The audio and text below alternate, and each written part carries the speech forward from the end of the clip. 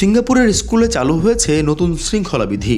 সিঙ্গাপুরের স্কুলগুলোতে নতুন শৃঙ্খলাবিধির আওতায় বুলিং বা সাইবার বুলিংয়ে দোষী প্রমাণিত উচ্চ প্রাথমিক স্তরের ছেলে শিক্ষার্থীদের 1 থেকে 3 বার পর্যন্ত বেত্রাঘাত করা যেতে পারে।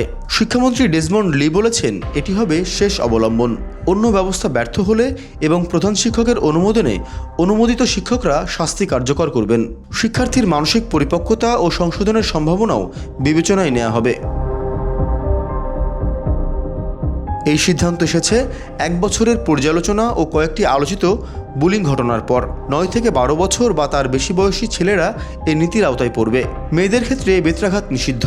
তাদের জন্য আটক রাখা, সাময়িক বহিষ্কার বা আচরণগত গ্রেড কমানোর মতো শাস্তি থাকবে।